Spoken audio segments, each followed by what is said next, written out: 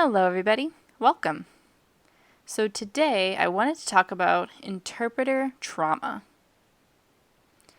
So, you might be an interpreter and already know what it means, or you might just be learning sign and maybe you want to become an interpreter, maybe a student who's graduating soon. So, I wanted to discuss this topic. Really, I feel like it's not discussed enough, and I know many people have had trauma happen to them. I mean, it happens. I wanted to talk about some possible ways you can help combat interpreter trauma, what you could do if you've had experienced that. Now, understand, you and your job are separate things. You know, maybe you go to work and you have a bad client, or, whatever, something happens. Maybe it's a sensitive topic, or maybe it makes you feel really not good. But just remember again, you and your job are separate things. So maybe you have a mean client and so you take and think, oh, they're being mean against me. But maybe they've just had a bad day or, life happens, whatever the reason. Maybe it's a sensitive topic. Well, that's fine. But, you just have to remember you're just relaying that information. Don't let it stick to you. Whatever's going on between them, let it go between them and not you.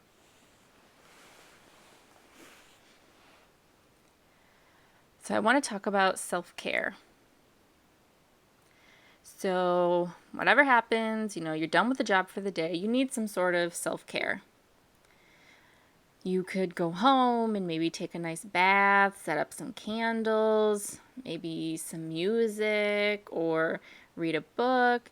Maybe you want to go out on a date, with your partner. Or maybe go out with your friends, have a fun night, do some sort of partying or something. Or maybe you like to take a walk out in nature, do some rock climbing. Just find something you can do to help kind of calm your mind down. You have all of these things going up in your head, but just let it go. It is so important to do this. Remember, every interpreter has what's called a tank. Okay, so you have, a tank that's full. If, you're tired or if you're busy and you have a lot of things to do, kind of exhaust you, that takes away from your tank.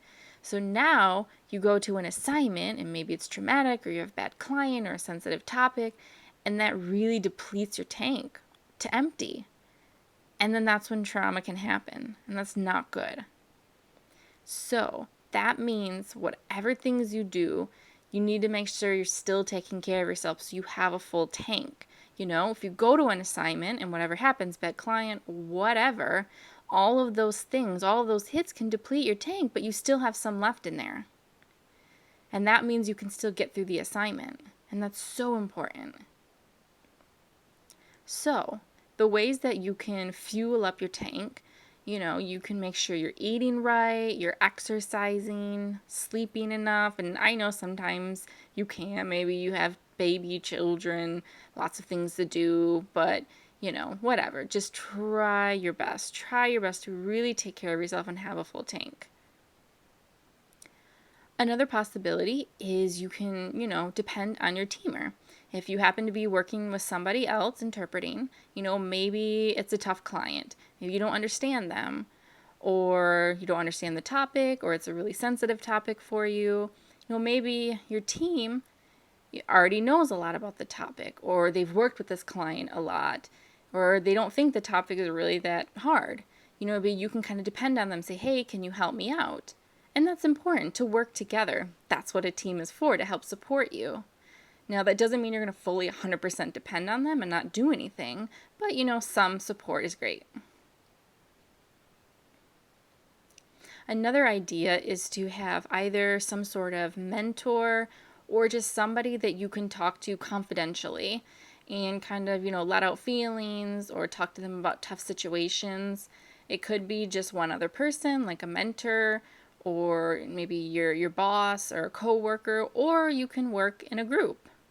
Maybe your job allows interpreters to set up a group and talk about ethical situations that have happened, or tough assignments, or, personal issues, just anything like that. Go ahead and discuss, give out opinions, different ideas, and as always, just keep it confidential. You don't have to say names or anything like that, or places. Just in general is fine. I have this situation and I don't know what to do. What do you think? What's your opinion? That type of thing. Work back and forth with other people and, take advantage of their experience and their knowledge.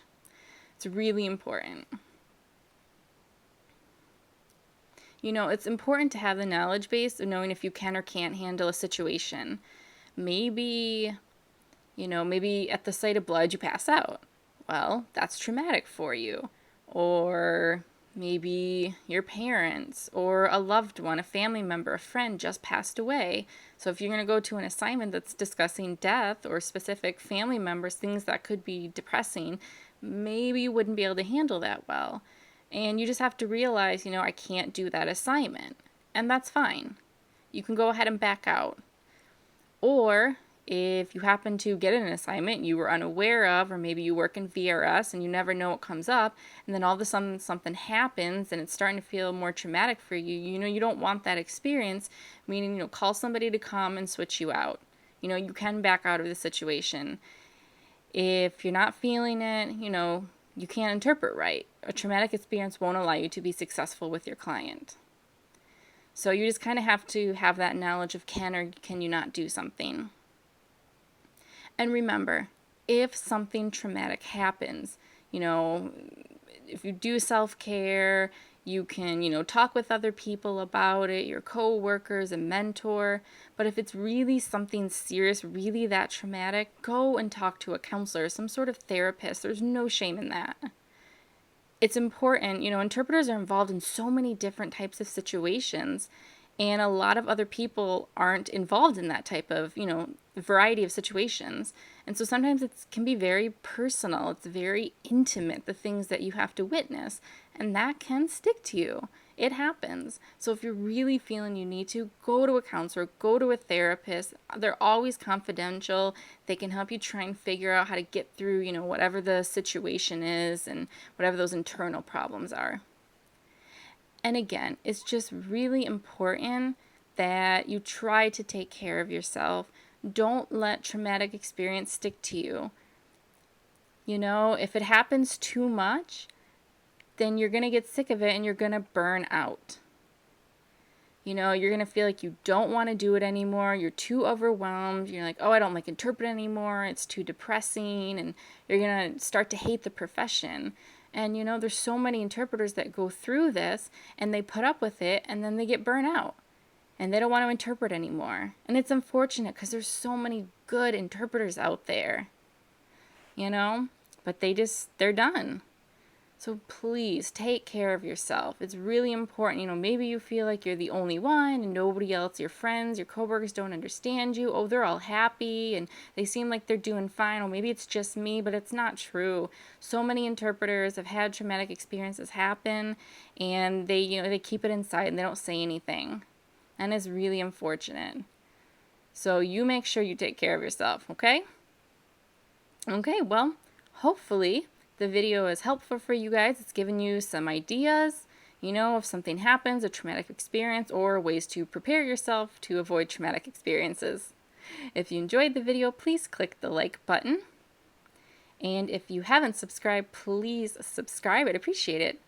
And also remember that I and Jenna have a Patreon page, so I'll link that down below. If you want to check it out and support us, that would be great. We'd appreciate it. All right, I'll see you in the next video. Bye.